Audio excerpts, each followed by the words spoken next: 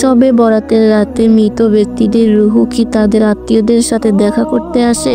এই রাতে কবরের মধ্যে কি ঘটে? আজকের এই ঘটনাটি গুরুত্বপূর্ণ হতে চলেছে। আপনি যদি আমার চ্যানেলে নতুন হয়ে থাকেন তাহলে ভিডিওটিতে একটি লাইক দিয়ে চ্যানেলটিকে সাবস্ক্রাইব করে দেখতে থাকুন। এই রাত উপলক্ষে অনেক মুসলিম ভাই বোনদের মধ্যে অনেক ভুল ধারণা রয়েছে। মৃত ব্যক্তির আত্মা তার দুনিয়ায় থাকা আত্মীয় স্বজনদের সঙ্গে দেখা করতে আসে কিংবা তাদের খোঁজ খবর নিতে আসে। প্রথম কথা হলো, মৃত ব্যক্তিরা কখনো তার আত্মীয় স্বজনদের সঙ্গে দেখা করতে আসে না, কারণ মহান আল্লাহ তাআলা তাদের এই ক্ষমতা দেননি। এমনকি কোরআন হাদিস দ্বারা তা প্রমাণিত নয়।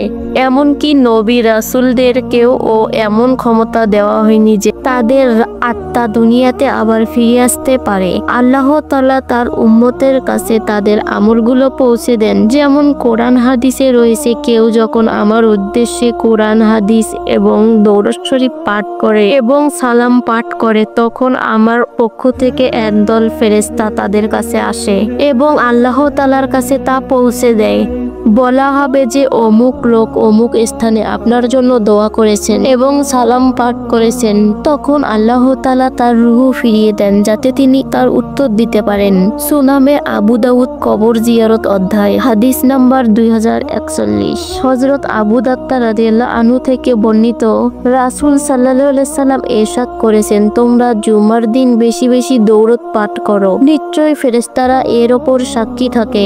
আর যখন কেউ আমার ওপর দরুদ পাঠ করে তখন তা সঙ্গে সঙ্গে আমার কাছে পৌঁছে দেওয়া হয়।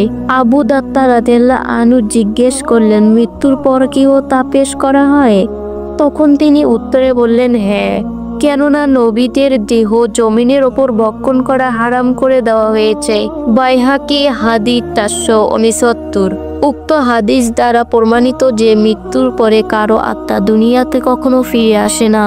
তবে দিনের জন্য যারা শহীদ হয়েছে তাদের ব্যাপারে ভিন্ন, কেননা তারা জীবিত মানুষদের ন্যায় মহান আল্লাহ তাআলার কাছ থেকে রিজিক প্রাপ্ত হন। তবে তা আমাদের মতো নয়। হাদিসে রয়েছে, নবীজি সাল্লাল্লাহু আলাইহি সাল্লাম বলেছেন, শহীদগণের রূহ সবুজ রঙের পাখির পেটের ভিতর বিশেষ সম্মানিত অবনয়বে অনন্য জীবন লাভ করবে। আরশে তাদের জন্য প্রদীপ লটকানো হয়। জান্নাতে তারা যেখানে খুশি সেখানে বিচরণ করতে পারে। হাদিস নাম্বার 1887। তাদের আত্মা দুনিয়ায় ফিরে আসে কিনা এ ব্যাপারে কোনো প্রমাণ নেই। সাধারণত মৃতরা রূহের জগতে থাকে। ঈমানদারদের রূহ থাকে ইল্লিনে। ইল্লিন অর্থ হচ্ছে জান্নাত অথবা সপ্তম আকাশের আরশের নিচের একটি স্থান। আর কাফেরদের রূহ থাকে সিজ্জিনে। এটা জাহান্নাম নয়, জাহান্নামের মতনই একটি স্থান। কারণ কবরের আযাব বলতে যা হয় তাই এই সিজ্জিনেই হয়।